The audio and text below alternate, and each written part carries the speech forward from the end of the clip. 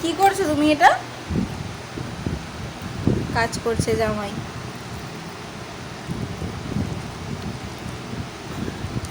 দুজনে মিলে কাজে লেগে পড়েছে।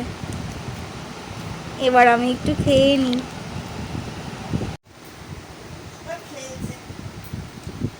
একটা করে নিয়ে নাও।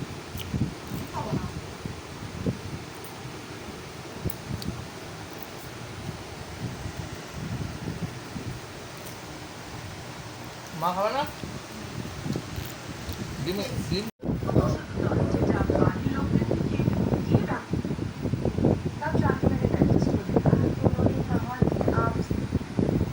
মাছের মাথাগুলো কেটে কেটে দিচ্ছ কেন গো? কি বলছো বাপি? এদিকে তাকিয়ে তাকিয়ে বলো। খায় না বলে দেওয়া হচ্ছে। রাতে কি রান্না হয়েছে? মা কি রান্না করেছো রাত্রিবেলা? হুম।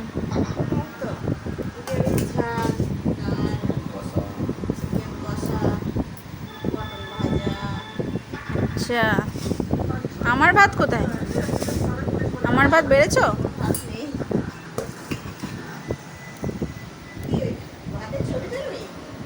হেই, তুমি কি খাবে না? তুমি খাবে না?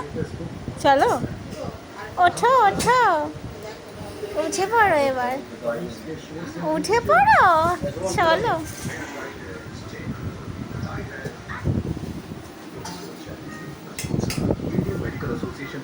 তোমার জামাই ষষ্ঠী আজকে থেকেই শুরু, তুমি খেতে বসে যাও। ওখানে নয়, নিচে বসতে হবে তো। দেখো আসতে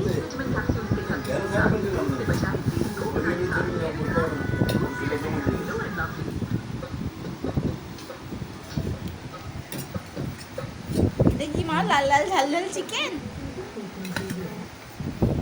ভাবি তুমি খাবে না তো চিকেন? তুমি খাবে না তো? ওকে, এটা চিকেন। এটা কি? গেরির ঝাল। এটা ডাল। এখানে মাথা ছাড়া মাছ ভাজা, এখানে পটল ভাজা, ডাল, এখানে ভাত, আর এখানে জামাই আমি হিট, সবার সাথে ফিট। এটা ধরে না।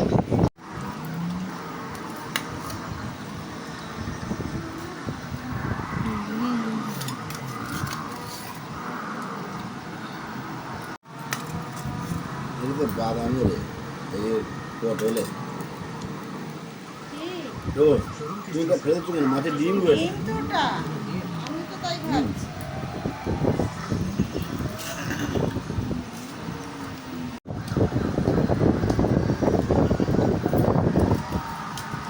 বারা বাজে। কি বলছো? 12 बजे है, खाना के लिए अभी बैठा है।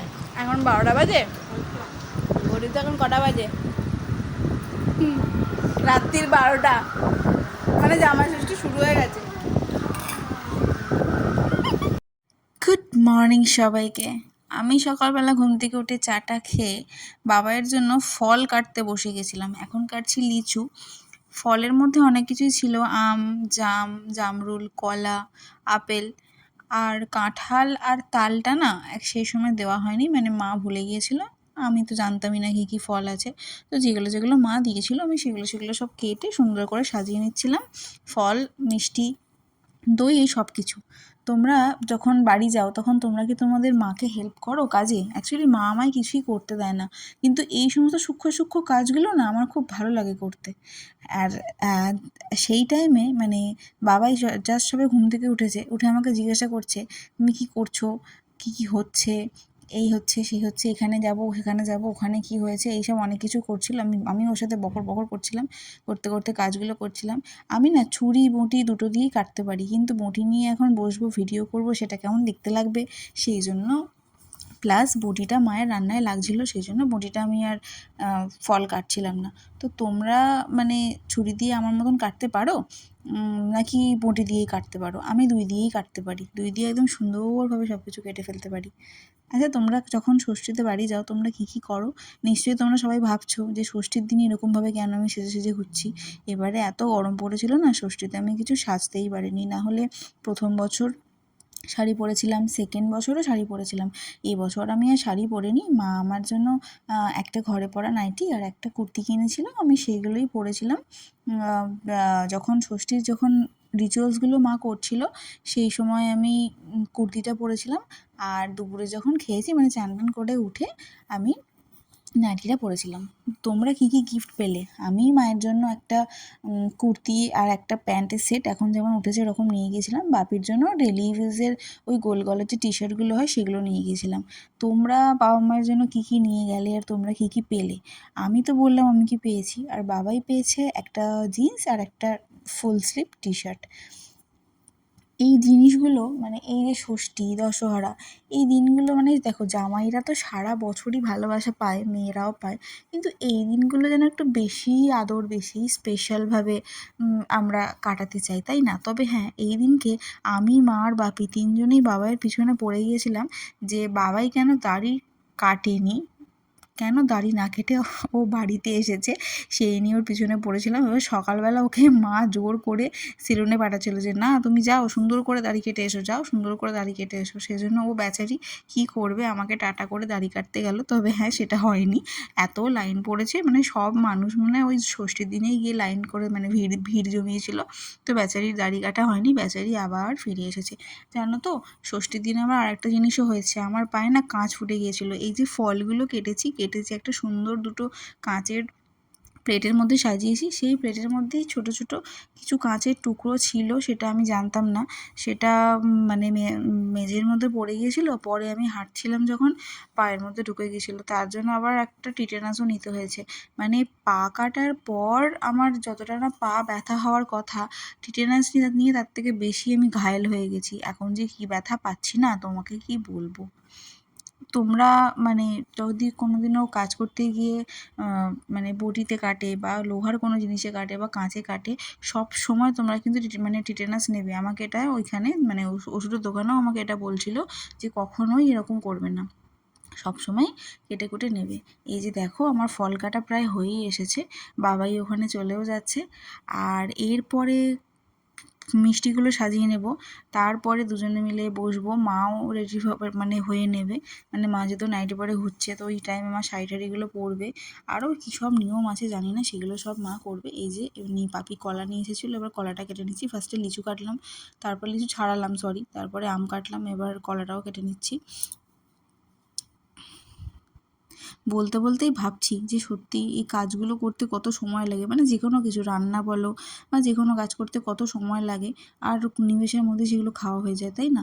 জামরুলগুলো বাপি এনেছিল, খুব মিষ্টি। আমি তো মানে পরের দিন যখন ষষ্ঠী কাটিয়ে বাড়ি এসেছি, মানে আজকে যখন বাড়ি ফিরেছি, তখন মা আমাকে বেঁধে দিয়েছিল জামরুলটা, কি মিষ্টি ছিল। এই যে মা রেডি হয়ে গেছে, প্রদীপ প্রদীপ নিয়ে একদম রেডি।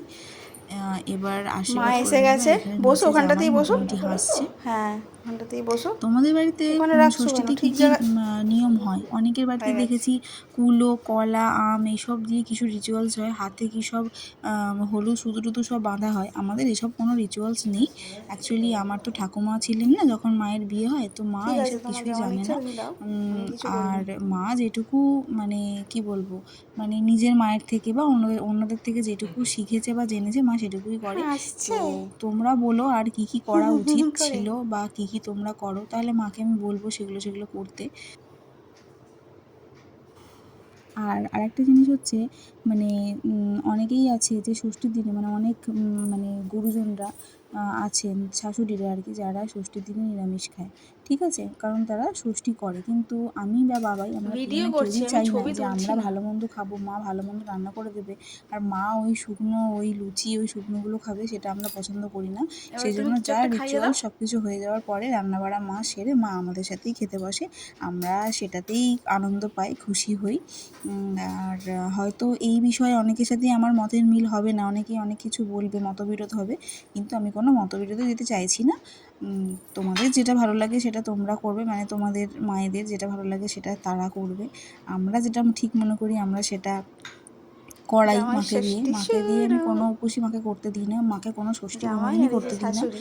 কারণ আমি না মাকে জল খেয়ে না, সবসময় তারপর এটাই আমি বলি বন্ধ করে যে দিচ্ছি। তুমি না খেয়ে থাকলে আমি কখনো সুস্থ বা ভালো থাকবো না। তুমি খাবে আমার সামনে, খেয়ে দিয়ে ভালোভাবে থাকবে, আমার সেটাতেই আনন্দ।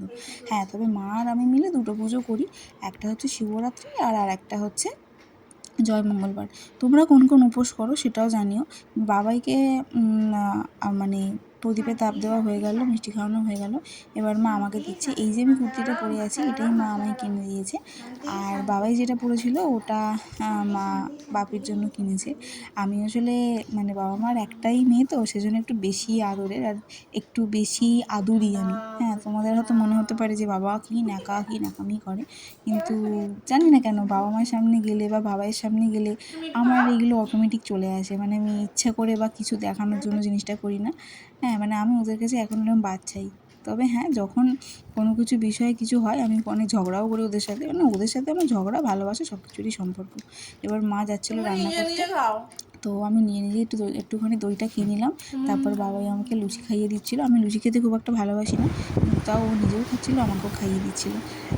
কেউ খাইয়ে দিলে বেশ ভালো লাগে না ব্যাপারটা? মানে মা বাবা খাইয়ে দিলে, বর খাইয়ে দিলে, এটা একটা আলাদাই পাওয়া। আমি একটু বরসোহাগী আছি। এবার তো এসে গেছে দুপুরের টাইম। দুপুরবেলা মেনুতে ছিল ভাত, ইলিশ মাছের তেল, ইলিশ মাছ ভাজা। বাবাই একদম মাছ খেতে ভালোবাসে না, তাই মাছের আইটেম বেশি কি হয় কি না রান্না বা হয়েছে? হলেও ও খায় ভাত, না। তাও ইলিশ মাছ যেটুকু না ভাজা। করলেই নয়, মা এটা কি সেটুকু হয়েছে? করে। পুঁই শাক, মাছের মাথা দিয়ে পুঁই শাক। ইলিশ মাছের মাথা দিয়ে পুঁই শাক। এটা কি মালাইকারি? এখানে মাটন। এখানে আমার হাতের রায়তা, আমের চাটনি, পাঁপড়, মিষ্টি। ভাত বলিনি। ভাত ফার্স্টেই বলেছি। কেমন খাচ্ছ তুমি? ভালো? গরম লাগছে? এখানে বাপিও খাচ্ছে, শশা খাচ্ছে বাপি। বাপি বলো কেমন খাচ্ছ? চিংড়ি মাছ দিয়ে ভাত খাচ্ছি। কি? চিংড়ি মাছের তেল দিয়ে ভাত খাচ্ছি। আবার মটন খাবো। তারপরে চিংড়ি মাছের মালাইকারি খাওয়া হবে। সুমন এখন দুয়াতে মাছের খানা খাওয়াচ্ছে। এখন দু হাতে মাছের কাঁটা কাটা বাচ্ছে। দুটো হাত তো আমার লাগে। দু হাতে ইলিশ মাছের কাঁটা বাচ্ছে, সেই জন্য ইলিশ মাছ পছন্দই নয়, কাঁটা বাছতে হয় বলে। একজন এখানটা বসে, একজন এখানটা বসে।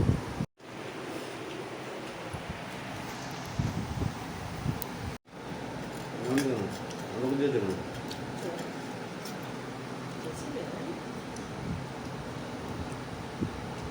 বেশি লাগবে না, অল্প হলেই হবে।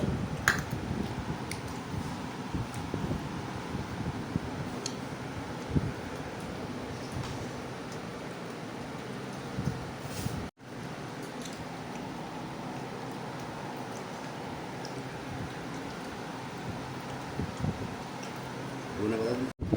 মাও খেতে বসে গেছে। মাকে হাসছে কিসের তাই?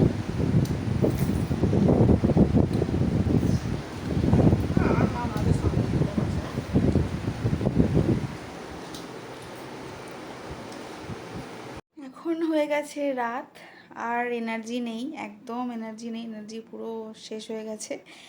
আর রাতে বেশি কিছু খাওয়া দাওয়া করা হয়নি। রাতে ওই মাটন ছিল আর রুটি কিনে আনা হয়েছিল, আর একটু টুকটাক জিনিস খাওয়া হয়েছে। তো এবার তো ঘুমানোর পালা। এবার ঘুমাতে যাব। তো ব্লগটা কেমন লাগলো তোমরা জানিও। আমি জানি অনেক ভুল ত্রুটি আছে, তোমরা একটু মানিয়ে নিও আমাকে। তো দেখা হবে পরের কোনো ভিডিওতে, কোনো ভ্লগে। চেষ্টা করব একদিন পুরোপুরিভাবে ব্লগ করার, এরমভাবে মানে ভয়েস ওভার দিয়ে এইভাবে না করার। তো টাটা, গুড নাইট সবাইকে। সবার ষষ্ঠী কেমন কাটলো অবশ্যই জানিও। ওকে, বাই।